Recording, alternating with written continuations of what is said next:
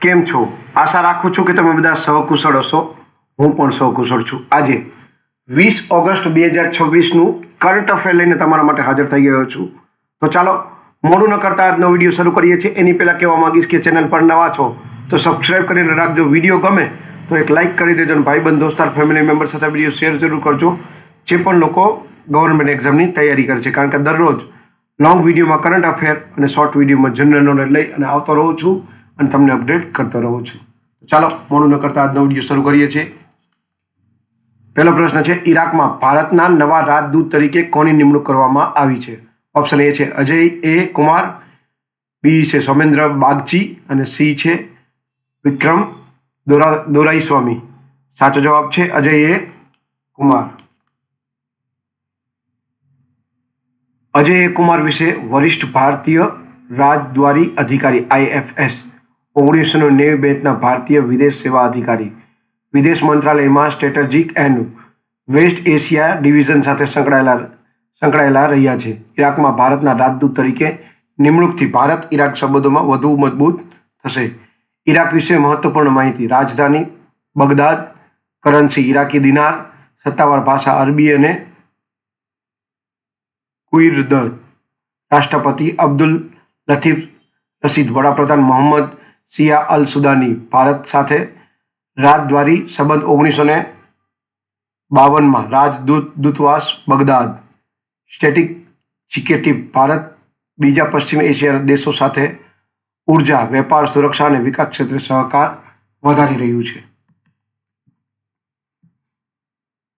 બીજો પ્રશ્ન છે, દુનિયાના સૌથી ઓછી ઉંમરના ચાર્ટર્ડ એકાઉન્ટ કોણ બન્યા? ઓપ્શન એ છે વૈભવ મિશ્રા, બી છે લક્ષ્મણ નયપ્પન અને સી છે નંદની અગ્રવાલ. સાચો જવાબ છે લક્ષ્મણ મયપ્પન. દુનિયાના સૌથી નાની ઉંમરના સૌથી ઓછી ઉંમરના CA લક્ષ્મણ મયપ્પન. મુખ્ય વિશેષ માહિતી. લક્ષ્મણ મયપ્પન દુનિયાના સૌથી ઓછી ઉંમરના ચાર્ટર્ડ એકાઉન્ટ CA બન્યા છે. તેમણે આશરે 13 વર્ષની ઉંમરમાં CA ની પરીક્ષા પાસ કરી. આ એક અસાધારણ ઉપલબ્ધિ ગણાય છે અને દુનિયાભરમાં પ્રશંસા પ્રાપ્ત કરી છે. ચાર્ટર્ડ એકાઉન્ટ વિશે થોડી માહિતી. સંસ્થા institute of chartered account of India ICAI, સ્થાપના 1 જુલાઈ 1949, મુખ્યાલય નવી દિલ્હી, ભારત. CA કોચ એક પ્રતિષ્ઠિત પ્રોફેશનલ કોર્સ. કાર્યક્ષેત્ર audit, taxation, financial management, consultancy, corporation, કાનૂની વગેરે. Strategic point. ICAI વિશ્વનું બીજું સૌથી મોટું એકાઉન્ટિંગ બોડી છે. ત્રીજો પ્રશ્ન છે, સંયુક્ત રાષ્ટ્રનું COP17 સંમેલન ક્યાં શરૂ થયું છે? ઓપ્શન એ છે આર્મેનિયા, બી છે સાઉદી અરબ અને સી છે મંગોલિયા ઉલાન બાતર. સાચો જવાબ છે મંગોલિયા ઉલાન બાતર.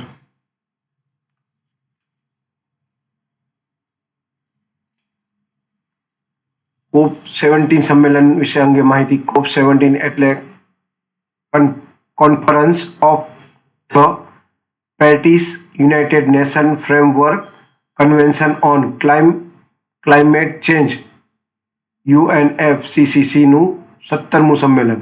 આ સંમેલન 2026માં મંગોલિયા રાજધાની ઉલાન બાતર ખાતે શરૂ થયું. હેતુ જલવાયુ પરિવર્તન સામે વૈશ્વિક પગલાં, કાર્બન ઉત્સર્જન ઘટાડવા અને ટકાઉ વિકાસ.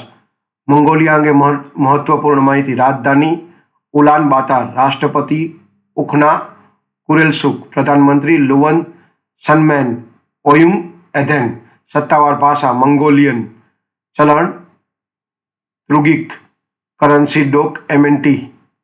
ક્ષેત્રફળ અંદાજે 15,64,116 ચોરસ કિલોમીટર. મુખ્ય નદી સેલેંગ. મુખ્ય તહેવાર નાદામ ફેસ્ટિવલ. Strategic point. UNFCCC સ્થાપના 1992માં. રિયો અર્થ સમિટ. ભારત UNFCCC નો પક્ષકાર છે. ચોથો પ્રશ્ન છે, અપરાજિતા પરંગ લા 2026 અભિયાન આયોજન કોના દ્વારા કરવામાં આવ્યું? ઓપ્શન એ છે NCC, બી છે આઈટીબીપી અને સી છે બીઆરઓ. સાચો જવાબ છે એનસીસી. અપરાજિત પરંગલા 2026 અભિયાન અંગે થોડી માહિતી. આ અભિયાન એનસીસી એટલે કે નેશનલ કેડેટ કોર્પ્સ દ્વારા આયોજિત કરવામાં આવે છે. મુખ્ય ઉદ્દેશ્ય યુવતી કેડ્રેસમાં સહનશીલતા, નેતૃત્વ ક્ષમતા અને રાષ્ટ્રીય ભાવના વિકસાવવા. અભિયાનમાં યુવતી કેડેટ્સ ઊંચાઈ પર ટ્રેકિંગ કરીને પરંગલાના પડકારોનો સામનો કરે છે. આ અભિયાન સશક્ત નારી, સુરક્ષિત ભારત થીમ પર આધારિત છે. એનસીસી વિશે મહત્વપૂર્ણ માહિતી. પૂરું નામ નેશનલ કેડેટ કોર્પ્સ. સ્થાપના 16 જુલાઈ 1948. મુખ્યાલય નવી દિલ્હી, ભારત. મંત્રાલય રક્ષા મંત્રાલય. નિર્દેશક જનરલ લેફ્ટનન્ટ જનરલ ગુરબીર પાલ સિંહ. મોટો સૂત્ર એકતા અને શિસ્ત. Static GK point. એનસીસી વિશ્વનું સૌથી મોટું યુવા સંગઠન છે. એનસીસીમાં જુનિયર ડિવિઝન એટલે શાળા સ્તરે, સિનિયર ડિવિઝન કોલેજ સ્તરે હોય છે. 5મો પ્રશ્ન છે, હાલમાં જ રંગલ સુરંગનું ઉદ્ઘાટન ક્યાં થયું? ઓપ્શન એ છે આસામ, બી છે સિક્કિમ અને સી છે જમ્મુ અને કાશ્મીર. સાચો જવાબ છે જમ્મુ અને કાશ્મીર. રંગ સુરંગ વિશે મહત્વપૂર્ણ માહિતી. રંગ સુરંગનું ઉદ્ઘાટન જમ્મુ અને કાશ્મીર ખાતે થયું. આ સુરંગ શ્રીનગર લેહ રાષ્ટ્રીય મહામાર્ગ એટલે કે નેશનલ હાઈવે 1 પર સ્થિત છે. આ સુરંગ જોજિલા પાસેથી તાડીને વર્ષભર અલગ વગર કનેક્ટિવિટી પૂરું પાડે છે. સુરંગની લંબાઈ આશરે 8.98 કિલોમીટર છે. તે ઝેડ મોડ મોહરને ગંગરડર જિલ્લાના રંગલ સાથે જોડે છે. જમ્મુ અને કાશ્મીર વિશે સંક્ષિપ્ત માહિતી. રાજધાની ઉનાળુ શ્રીનગર અને શિયાળુ જમ્મુ. રાજ્યપાલ મનોજ સિન્હા. મુખ્ય પ્રશાસક લેફ્ટનન્ટ ગવર્નર. સ્થાપના 31 ઓક્ટોબર 2019. કેન્દ્ર શાસિત પ્રદેશ તરીકે થઈ. સત્તાવાર ભાષા ઉર્દુ, હિન્દી અને અંગ્રેજી. જાણીતા સ્થળ ડાક લેક, વૈષ્ણોદેવી અને Gulmarg. Static GK point. NHIDCL national highway and infrastructure development corporation limited દ્વારા નિર્માણ પ્રોજેક્ટ એન્જિલા ટનલ પ્રોજેક્ટનો ભાગ છે. 6થો પ્રશ્ન છે, વિશ્વ મચ્છર દિવસ ક્યારે ઉજવવામાં આવે છે? ઓપ્શન એ છે 5 જૂન, બી છે 20 મે અને સી છે 20 ઓગસ્ટ. સાચો જવાબ છે 20 ઓગસ્ટ. વિશ્વ મચ્છર દિવસ વિશે મહત્વપૂર્ણ માહિતી.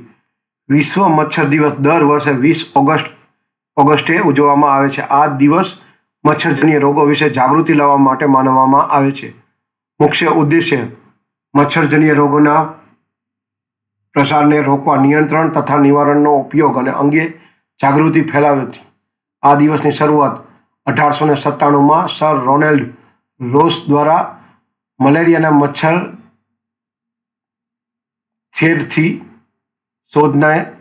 શોધથી ની યાદમાં કરવામાં આવે છે. મચ્છરજન્ય રોગ malaria, dengue, chikungunya, Zika virus, filaria, જાપાની અને એન્ફેલાઇટિસ નિવારણનો ઉપયોગ. મચ્છરના પ્રજનન સ્થળોનું નાશ કરવું.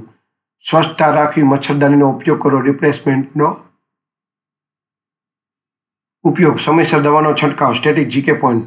સર રોનાલ્ડ રોસ મલેરિયાનો મચ્છર થેથરી 1897માં WHO વિશ્વ આરોગ્ય સંગઠન મચ્છરજન્ય રોગ નિયંત્રણ કાર્યક્રમ ચલાવે છે. 7મો પ્રશ્ન છે, સાપના ડંખને નોટિફાયેબલ બીમારી તરીકે કયા રાજ્યે જાહેર કરવું? ઓપ્શન એ છે રાજસ્થાન, બી છે મહારાષ્ટ્ર અને સી છે કર્ણાટક. સાચો જવાબ છે ઓપ્શન બી મહારાષ્ટ્ર. સાપના ડંખના કેસોની સમયસર નોંધણી, સારવાર અને નિયંત્રિત સુનિશ્ચિત કરવું. મહારાષ્ટ્રનો મહત્વપૂર્ણ નિર્ણય. મહારાષ્ટ્ર સરકારે સાપના ડંખને નોટિફાયેબલ બીમારી તરીકે જાહેર કર્યો. આ નિર્ણય જાહેર આરોગ્ય વિભાગ દ્વારા લેવામાં આવ્યો. રાજ્યભરમાં સાપના ડંખના કેસોની ફરજિયાત નોંધણી થશે. સમયસર સારવાર, મોનિટરિંગ અને અસરકારક નિયંત્રણ માટે આ પગલું મહત્વનું છે. નોટિફાયેબલ બીમારી શું છે? એવી બીમારી કે જેના કેસોની સરકારની ફરજિયાત જાહેર કરવી પડે. હેતુ જાહેર આરોગ્ય સુરક્ષા, રોગચાળો અને અટકાવ વિભાગ. જાહેર આરોગ્ય વિભાગ, મહારાષ્ટ્ર સરકાર. મુખ્યાલય ડોક્ટર બાબા સાહેબ આંબેડકર માર્ગ, મુંબઈ, મહારાષ્ટ્ર. સ્ટેટિક જીકે, રાજધાની મુંબઈ, મહારાષ્ટ્રની. મુખ્યમંત્રી દેવેન્દ્ર ફડણવીસ. રાજ્યપાલ સીપી રાધાકૃષ્ણ. સ્થાપના દિવસ 1 મે 1960.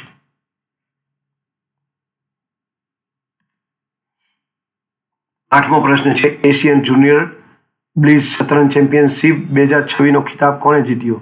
ઓપ્શન એ છે વિદેશ નેબેલા, બી સર્ચા દેવી અને ઉપરોક્ત બંને. સાચો જવાબ છે ઉપરોક્ત બંને. એશિયન જુનિયર બ્લિટ્ઝ શતરંજ ચેમ્પિયનશિપ 2026 આ પ્રતિષ્ઠિત tournament Asian chess federation ACF દ્વારા આયોજિત કરવામાં આવે છે. વર્ષ 2026 નું સંસ્કરણ યુએઈના અલ અનીએ આયન શહેરમાં યોજાયું હતું. ભારતે કુલ 2 ખિતાબ જીત્યા. ઓપન કેટેગરીમાં વિદેશ નેમ્બેલાએ, ગર્લ્સ કેટેગરીમાં સર્ચા દેવીએ બ્લિટ્ઝ શતરંજ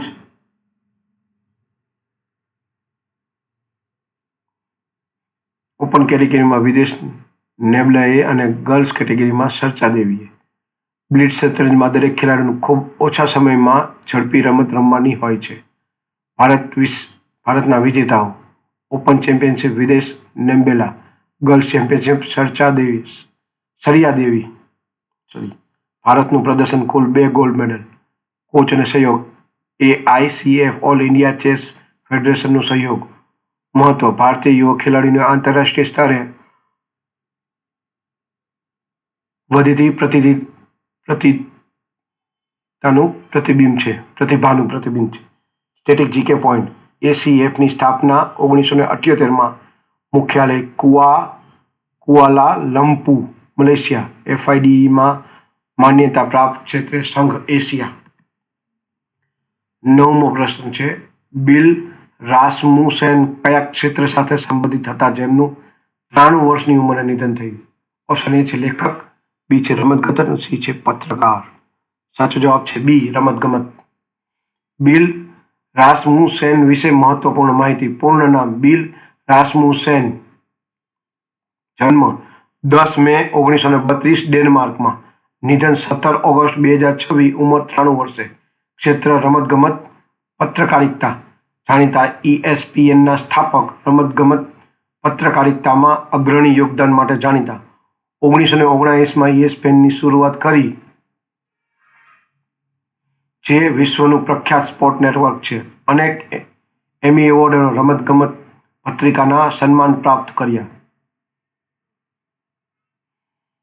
સ્ટેટિક જીકે હાઇલાઇટ્સ. રમતગમત પત્રિકા એલકુદ સમાચાર વિશ્લેષણ અને રિપોર્ટિંગનું વિશેષ ક્ષેત્રફળ. ESPN entertainment and sports programming network. સ્થાપના 1979. મુખ્યાલય બેપ્ટલ,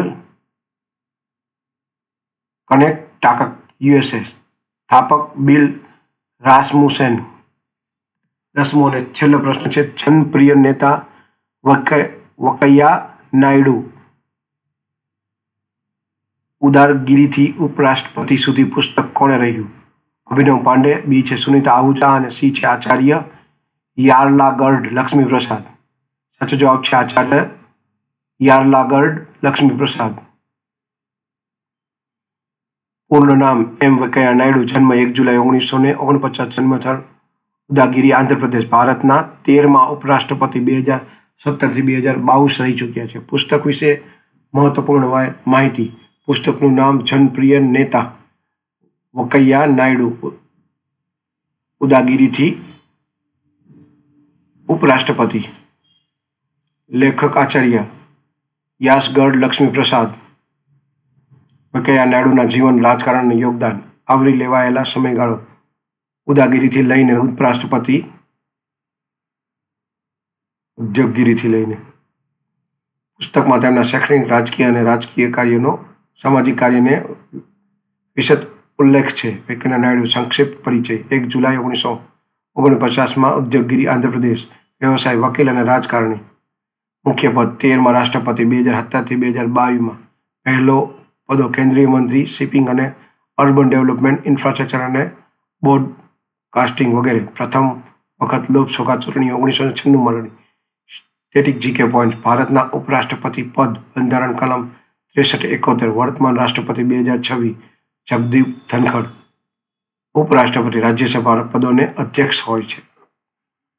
તો આવા જ વધુ ઇન્ફોર્મેશનવાળા MCQ કરંટ અફેરવાળા જો તમને ગમતા હોય અને વિડીયો ગમ્યો હોય અને પ્રશ્ન ગમતા હોય તો વિડીયોને એક લાઇક કરી દેજો. ચેનલ પર નવા છો તો સબસ્ક્રાઈબ કરીને રાખજો, કારણ કે દરરોજ લોંગ વિડીયોમાં કરંટ અફેર્સ અને શોર્ટ વિડીયોમાં જનરલ નોલેજ લઈ અને આવતો રહું છું અને તમને અપડેટ કરતો રહું છું. તો આજ માટે આટલું જ.